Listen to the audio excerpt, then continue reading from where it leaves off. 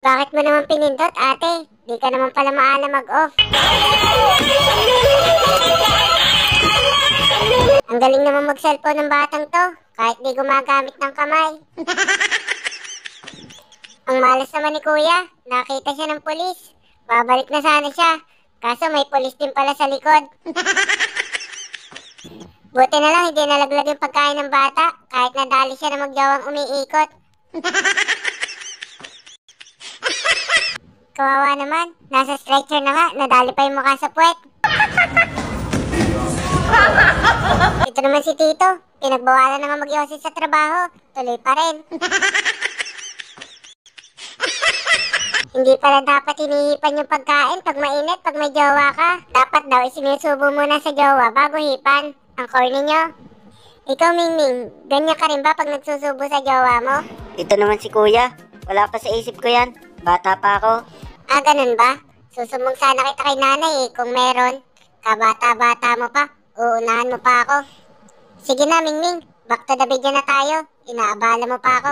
Meow, meow, meow, meow. Sobrang sipag naman ito ni kuya. Pati flat screen, sinasabunan. Hindi papayag si kuya na siya na malagyan ng cake sa mukha. Por mi sagrada madrecita que voy a matar a mi hermano y a todo su problema. Conmigo no hay parentescos. Ito naman si Nene, naging serena na wala sa oras. Na-stuck sa rolyo ng foam. Ito na ata pinakamatibay na e-bike na nakita ko eh. Kinaya si kuya.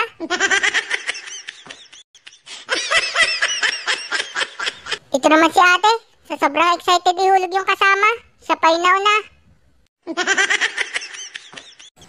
Ito naman si kuya, siya na nga nakatama. Ipinahamak pa yung bata.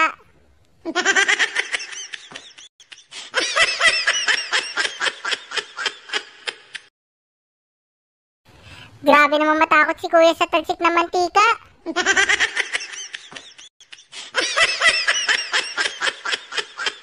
Mas mabuti na daw bumagsak sa stage ng graduation kaysa bumagsak sa subject.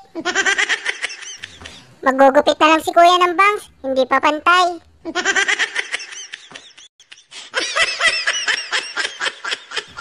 Sa mga pasaway dyan sa misa, hindi ba kayo natatakot sa spike ni Father? Ito naman si kuya, ginawa pang puwet ng unggoy yung bibig niya. Natawa tuloy yung kanyang mga kasama.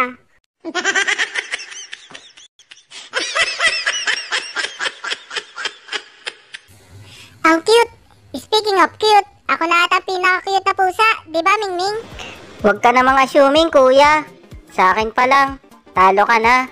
Meow, meow, meow, meow. Meow, meow, meow, meow, meow. Natahimik tuloy si ate nung tinamaan ng kaserola. Ang hirap palang tanggalin ng pintura sa kamay, lalo na sa buong katawan. Kawawa naman to.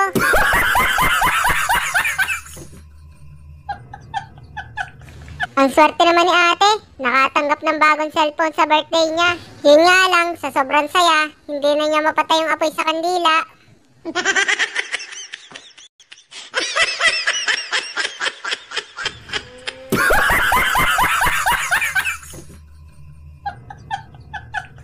Ganito pala ang technique para hindi ka hingian ng pagkain, takpan mo ng gulay.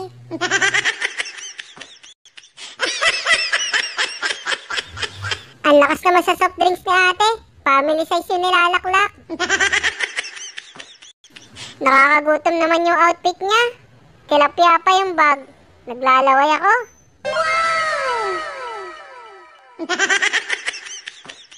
Nako, kilala ko yan. Pasaway yung talagang batang yan. Bakit tuloy? Ang tamad naman ni ate magpunas. Dinilaan na lang yung natapon na ketchup.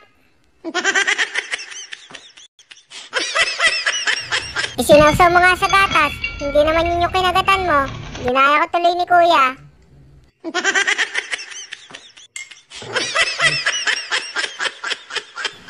May birthday celebrant na naman tayo na isubsub sa cake. Kawawa naman si Lolo, nasayang yung outfit niya. Meow, meow, meow, meow. Meow, meow, meow, meow. Ang lakas naman ang trip ni ate. Yung poste pa yung gustong itulak, imbis na kotse. Mas matalino pa ata ako sa kanya eh. Sige nga kuya, kung matalino ka, 2 plus 2. 2 plus 2 lang pala eh. Eh di lapo-lapo. Ang talino mo talaga kuya, isip isda. Buti pa si Spider-Man. Enjoy na enjoy sa ulan. Kundi lang ako takot sa tubig eh. Ito naman si Pinsan.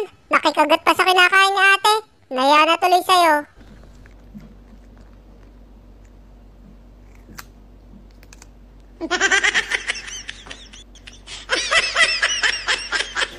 Ito naman si Tito.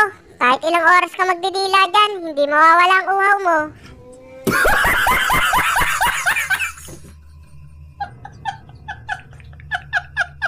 Ito pala ang technique para mawala ang takot mo sa pinapanood.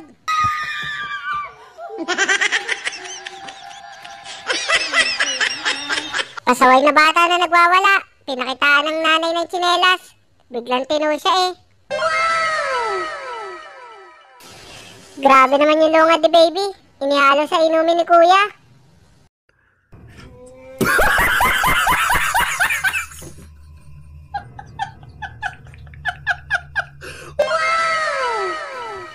Ito naman si Pinsan. Nakalibre na nga ng tinik. Gusto pa ng freebies na tsinelas.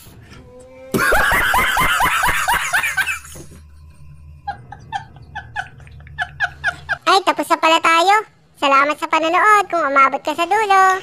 Paalam guys.